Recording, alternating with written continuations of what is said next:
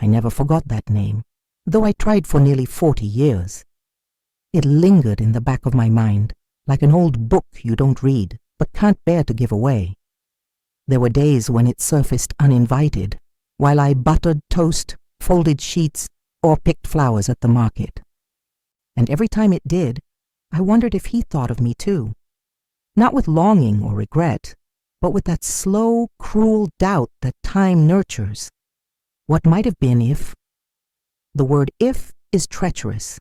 It carries more weight than yes and more pain than no. At 64, I've seen many loves begin, end, and fade. But that one, the first, that one never ended. It just stayed suspended, like a note tucked inside the pocket of a winter coat, rediscovered only when the cold returns. Since Harold died nearly 7 years ago, my life has moved in a straight line. No surprises, no explosive joys, no deep silences. He was a good man, kind, patient, the type who never raises his voice. We were married for 32 years, and though I cared for him with all the respect and affection anyone deserves, there was a part of me he never touched, a part frozen in time, in a season that never ended. Maybe he knew, maybe he didn't. Some truths, when quiet enough, live with us like heavy furniture. They're there, shaping the house, but no one talks about them. After he was gone, I grew even quieter. My routine became my shelter. Waking at 6, walking to the bakery, organizing photo albums no one else looks at. There was a sad comfort in it, a comfort that protected me from wanting more. But something began to change the month I received the letter. It wasn't from him, of course, nor from anyone I knew. It was an invitation to a reunion of former classmates from the high school I attended in my youth, in rural South Carolina. One of those nostalgic events with food, drinks, and people you no longer recognize. My first instinct was to throw it away, but I couldn't. I tucked it into the kitchen table drawer, and every time I reached for a spoon or a can opener, there was the paper staring back at me. Not because of the event itself, but because of the possibility that he might be there, that I might see him again, that I might learn if he aged well, if he married, अगर वह अभी भी उस तरह से मुस्कुराता है जैसे पहले करता था। मैंने इसके बारे में कई दिनों तक सोचा, बिना यह स्वीकार करने की हिम्मत किए कि मैं सोच रही थी। Until one morning, while stirring sugar into my coffee, I noticed my hand trembling, not from age, from memory. And in that moment I realized that what I felt for him still existed, buried beneath decades of silence and caution. I packed my bags with the calm of someone who didn't want to seem eager, but every fold in the fabric carried a tension I couldn't quite explain. I chose discreet, comfortable clothes, elegant enough to say, "I'm doing fine, thank you." And maybe that was the message I most wanted to convey, to him and to myself. The trip was smooth, and as the train cut through familiar landscapes, from a distance, a part of me traveled inward too. Every curve of the road seemed to rekindle memories I thought I'd forgotten. The school parking lot where we danced on the last night of spring. The wooden bridge where we talked about the future. The shade of the oaks under which he promised never to forget me. And ironically, he kept that promise without knowing I had done the same. You don't forget what was never finished. I arrived at the reunion venue too early, which gave me time to observe. People were gathered in groups, smiling a bit too broadly, laughing with that loud tone of someone trying to drown out the discomfort of time past. I greeted them politely, exchanged brief pleasantries, and all the while my eyes subtly scanned the room, searching for a face I knew I wouldn't immediately see. But my heart swore it would recognize the moment it appeared. And then it happened. It wasn't cinematic. There was no background music, no sudden hush around us. But my entire body knew before my eyes did. When I saw him standing near the coffee table, talking to someone, a part of my chest tightened in a way so familiar, it was as if all the decades between us had dissolved in the blink of an eye. His name still sounded clear in my mind. Andrew. He was older, of course, white hair at his temples, shoulders more stooped, his face marked by time. But there was something in his posture, in the way he held his glass, in how his eyes still scanned the corners of the room, that told me, he's searching too. And when our gazes finally met, there was no shock, no exaggerated surprise, just a strange calm, as if we both knew somehow that this moment would come. He smiled. I smiled back.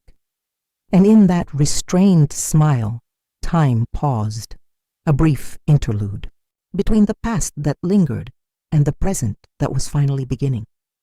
He approached slowly, as if respecting sacred ground.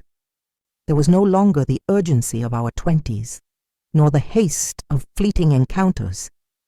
There was care, there was weight, and there was that thick silence between us, heavy with everything left unsaid. When he said my name, Estelle, I felt something inside me unbutton, like an old dress stored away for too long. It was the same timbre, only softer, hoarser, more lived.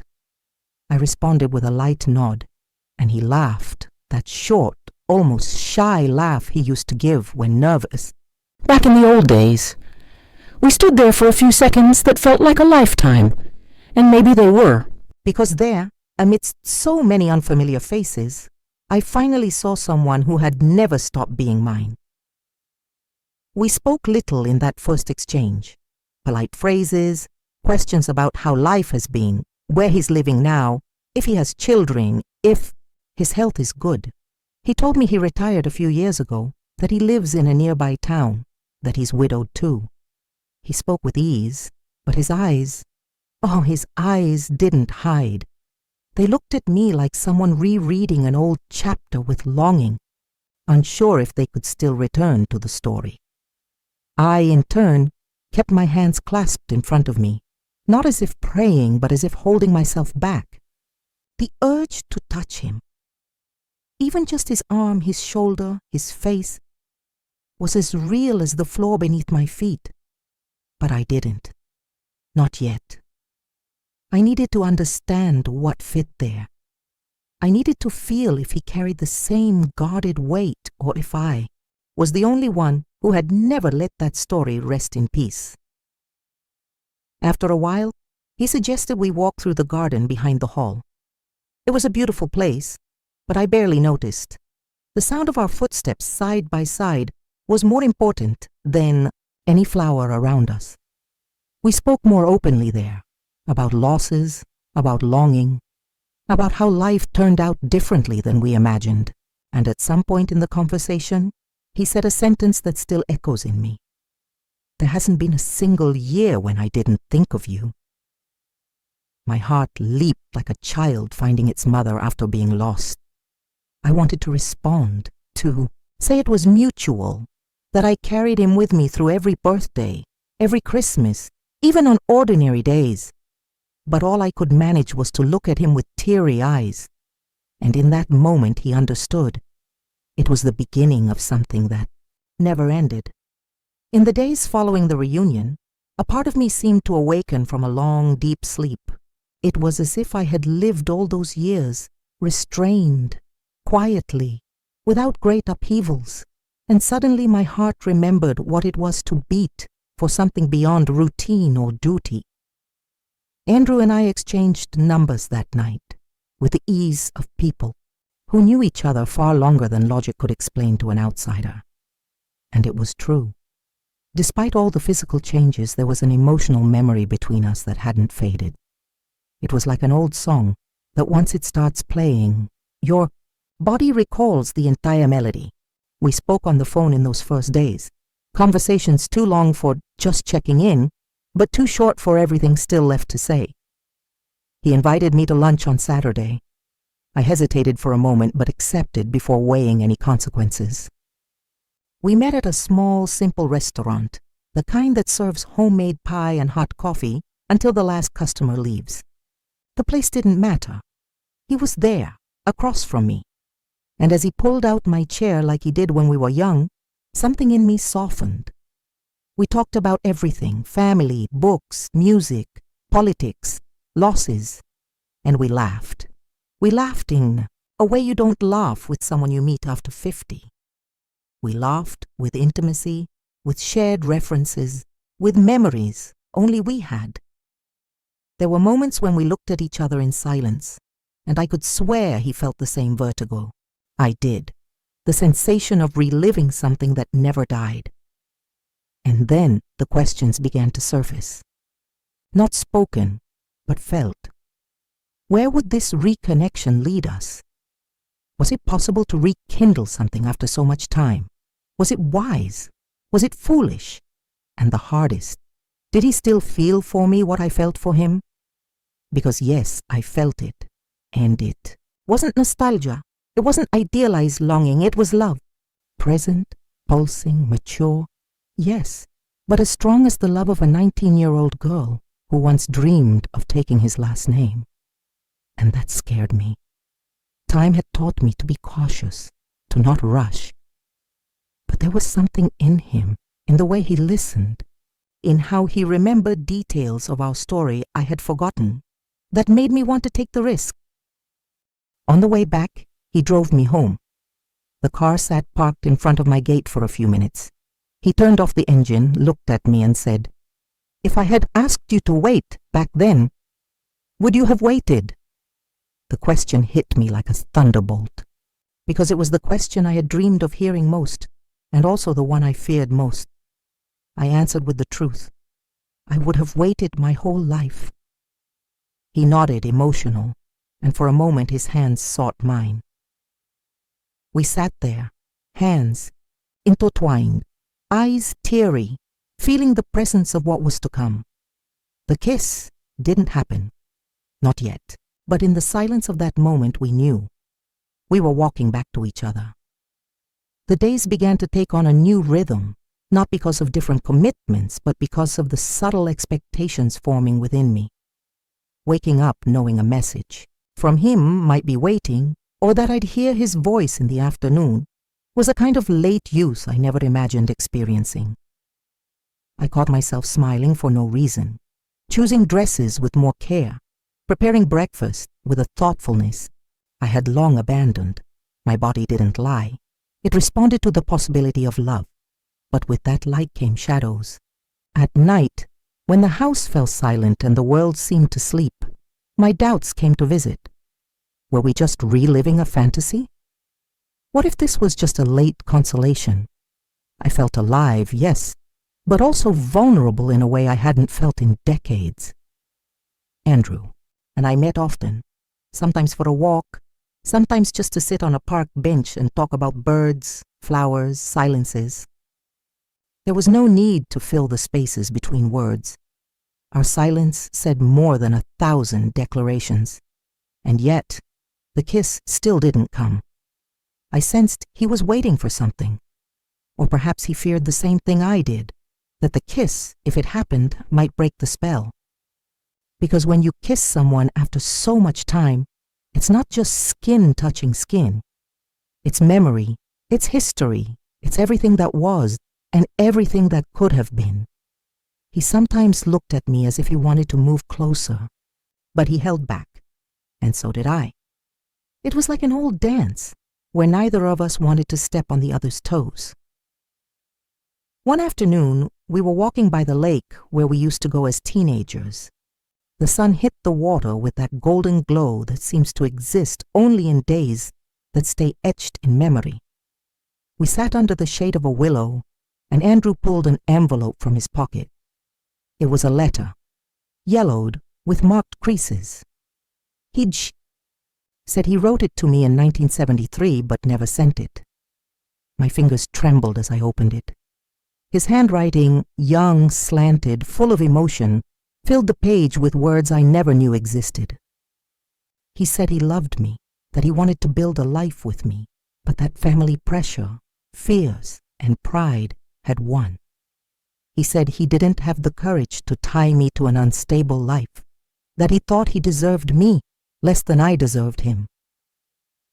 I cried, not with sadness, but with an old emotion finally finding space to breathe. I looked at him with a lump in my throat, and in that moment I understood that time can separate people, but it doesn't undo what is true. He held my hand more firmly this time, and for a moment I thought the kiss would come. But again, it didn't. He just rested his forehead against mine and whispered, "It's still too soon," and I understood. We needed that kiss to come at the right time. Not as an impulse, but as a conclusion. We were living a story that never ended, and this time no one would interrupt us. In the days that followed, I began to notice that something in me had changed permanently. It wasn't just the revival of an old feeling, but the breaking of a shell I had built over the years. The Estelle who walked to the bakery now stopped to admire the flowers on the sidewalk. The Estelle who organized silverware with precision now let the dishes air dry on their own. It was as if the reunion with Andrew had reactivated a forgotten part of my body and soul, the part that still believed in the unexpected, that was moved by small gestures, that waited for the touch of a hand. But with this new openness came memories I had hidden for a long time. Some made me restless, especially at night, when everything in me felt more exposed. I relived moments of youth with him, the promises we made, the words left stuck in my throat. I wondered what might have been if we hadn't let fear decide for us. Andrew called one cloudy afternoon to say he was thinking of moving back to the town where we met. He said the reunion had reignited in him a desire to start over. The idea shook me more than it should have.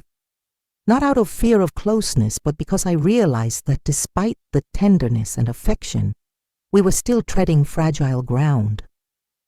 We met, we looked at each other, we exchanged words full of meaning, but we avoided the inevitable question, what were we now? He was offering me something, a second chance, perhaps. And I, even wanting it with all my being, hesitated. Because when you live in silence for so long, learning to speak again takes courage. When you get used to walking alone, relearning to walk beside someone is harder than it seems. I decided to write to him, a letter. Writing it took hours. I chose each word with the care of someone building a bridge over a turbulent river. I spoke of what I felt back then, what I felt when I saw him again, the nights I longed for his presence, without ever having the courage to search for him. I spoke of the longing that never faded, even during the happy years I lived with Harold, and how it was possible to love two men in such different ways without diminishing either. I delivered the letters in person during one of our lake meetings. He read it right there, sitting beside me in silence. When he finished, he looked at me with teary eyes and smiled, that crooked old smile that made time seem irrelevant. "Estelle," he said, "I kept you in me, even when I thought I had to forget, but I never could." And then, for the first time since it all began, he brought my hand to his lips, kissed it slowly and whispered, "I just needed to know if there was still room for me." My response didn't come in words. It came in, my gaze, in the way I rested my head on his shoulder and let the silence between us say the rest. The kiss still hadn't happened, but the path to it was already paved with everything truest: respect, tenderness, and the deep recognition that, despite time, fear, and absences, we had never stopped belonging to each other. On the morning Andrew moved to the town, I was filled with a gentle restlessness, not anxiety, but something subtler, more intimate, hope. It was as if the air around me had changed density. I, who had lived for so many years in a silent, predictable routine, now found myself tidying the house with a lightness I hadn't felt in ages. I placed fresh flowers in the living room. I baked banana bread like I did in my youth, more for the smell than the taste. I looked at my reflection in the mirror without haste, with curiosity. And for the first time in a long time, I didn't ask myself how I was aging, but how I was living. That's when I understood that the reunion with Andrew wasn't just about love, but about presence. He was giving me back to myself. He arrived with few bags, a wide smile, and a spark in his eyes that contrasted with the white strands now marking his hair and beard. We saw each other that same afternoon. We walked to the square's farmers' market like two teenagers disguised in mature bodies. He held my hand naturally, and I let my fingers intertwine with his, as if they had been waiting for that fit. We talked simply, laughed at silly things, and the lingering looks between sentences said far more than any declaration. Something in us was finally ready. There were no more fears to justify distance, no doubts strong enough to halt what we both felt, and yet the kiss still didn't happen. It was as if we were waiting for the exact moment, not for perfection, but for truth. The moment came on an ordinary Sunday, under the late afternoon sky, as we walked to the town gazebo, the same one where we danced at our high school graduation. It was empty, silent, but heavy with our history. We sat side by side, hands joined again, and he looked at me with an intensity that made me forget the world around us. "Estelle," he said, his voice low. I spent my life trying to convince myself that the love of youth was meant to stay in the past. But I was wrong. It was just waiting for the right moment.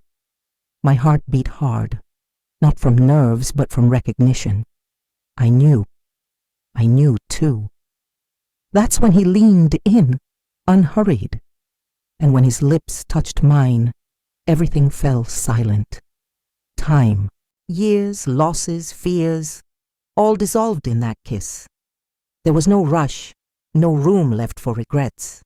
It was a calm, deep, and mature kiss, yet filled with the freshness of first love. It was in truth our first real kiss, the one that didn't happen when we were 19, the one interrupted by decisions, families, and the world.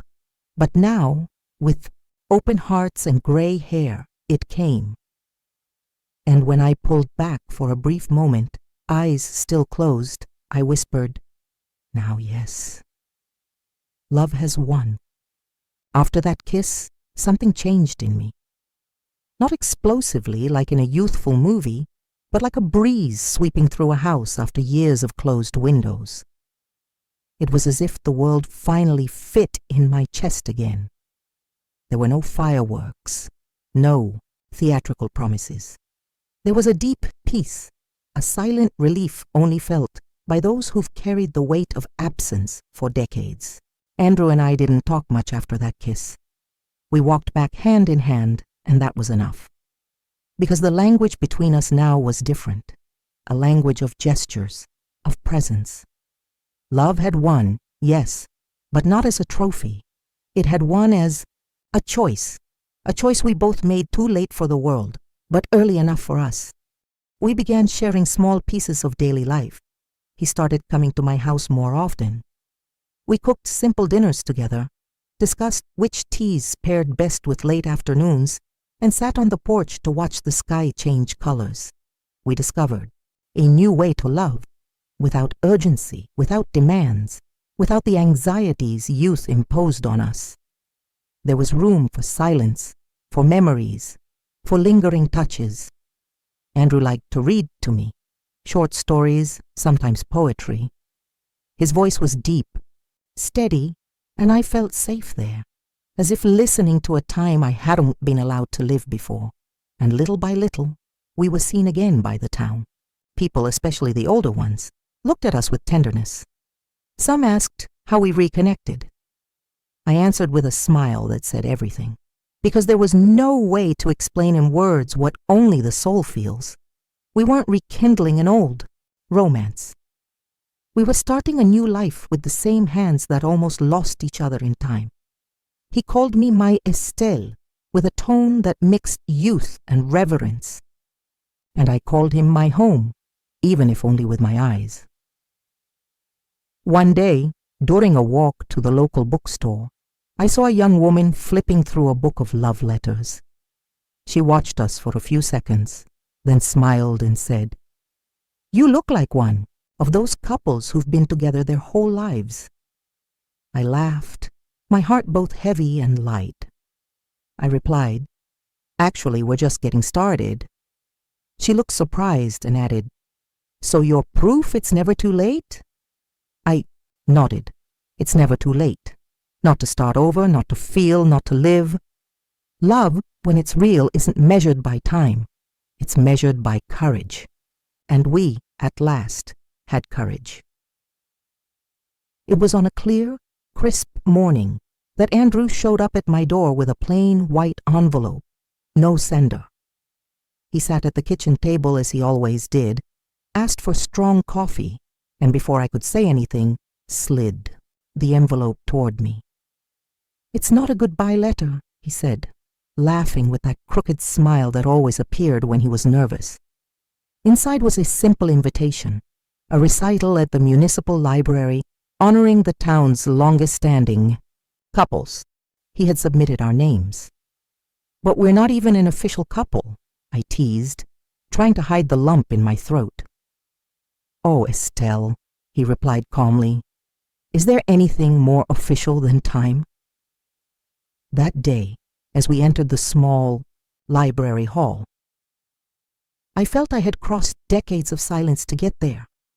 We sat in the front row, among wrinkled hands and aged gazes, but there was something in the way we looked at each other that was new, more complete. The host called us to the stage, and for a few seconds Andrew stood silent before the microphone. Then, with a steady voice, he began to tell our story. Not in detail, but with emotion. He said that sometimes love is planted early, but only blooms when the soil is ready. He said we lost each other, yes, but the reunion was more beautiful than any beginning. And then, in front of everyone, he took my hand and kissed me. This time, without hesitation, without fear, without delay. It was a mature, deep, complete kiss. A kiss that sealed everything we were and everything we chose to be from then on. We returned home in silence, as if afraid to break the delicacy of that moment. We sat on the porch, side by side, and watched the sky darken in shades of pink and blue. He told me he wanted to plant a tree in the backyard, something that stays after us, he whispered. And I, with teary eyes, simply agreed. In the end, that was it. After so much time, what remained was building something that lasted, even if only in the memory of those who saw us walking hand in hand down the sidewalk. And that night, as we lay down, I felt his steady breathing beside me. Life hadn't given us everything we wanted, but it gave us back to each other, and that was enough. I closed my eyes with a calm heart, for the first time in decades, because the love that began back then, in that forgotten spring, had finally found its time. And in that time, in that space we created between wrinkles and second chances, love triumphed.